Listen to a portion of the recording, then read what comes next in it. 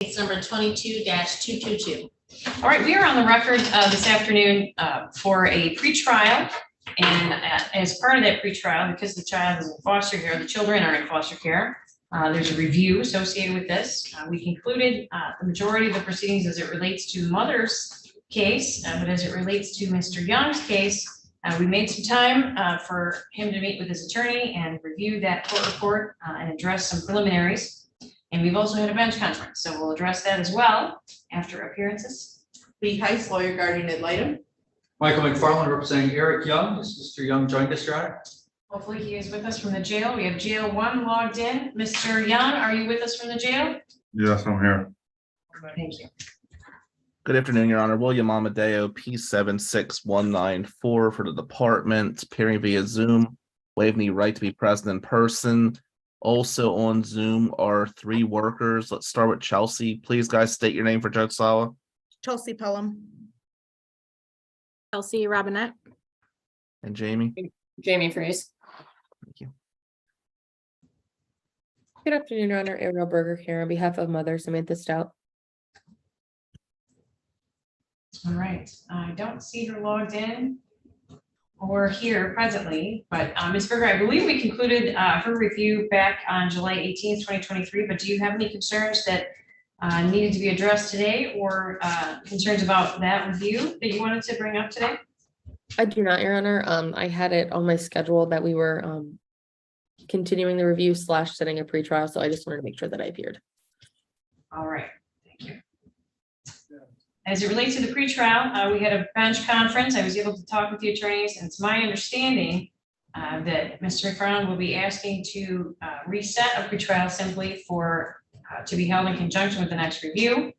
I articulated that based on my review of the situation and the petition, that it does appear that there are provisions in place to keep the children safe. This is a situation where Mr. Young appears to be incarcerated with a very high bond and no release in sight, which would mean that the children would be safe where they are now. So I've signaled to the attorneys that I'm willing to grant a single adjournment on that, but in the future, I may simply be looking at the release of Mr. Young, given that there does not appear at this period of time to be an immediate risk of harm, physical, mental, emotional, or otherwise to the children as a result of Mr. Young's current pending criminal proceedings. Anything else for the record as it relates to the bench conference, Mr. Amadeo? No, thank you, Your Honor. That summed it up.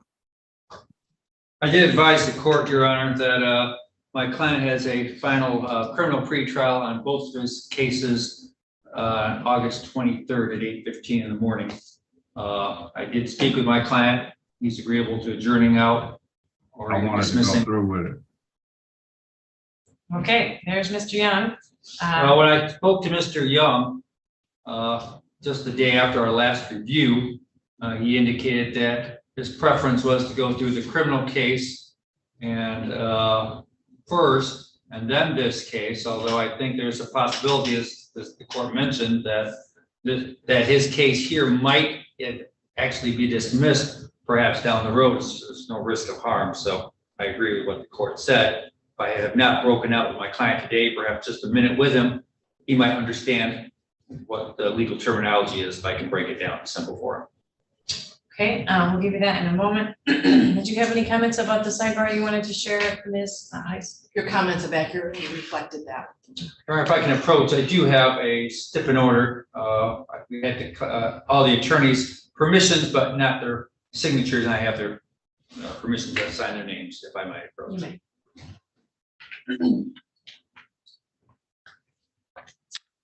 The record should reflect that received the stipulation in order to adjourn the pretrial hearing and the jury trial, as was discussed briefly on the record last time. It does contain all of the signatures by permission of our attorneys that are here on record today. Adjourning the pretrial review from the 31st at 8:30 to August 7th at 2:30, which is of course today, and resetting the jury trial from July 31st and August 1st to August 21st and 22nd, commencing at 9 a.m. each day. So I'm going to go ahead and sign that and give Mr. McFarland a chance to talk with his client again to see if this if you'd like to proceed on the 21st, 22nd, or if you would like us to set a pretrial.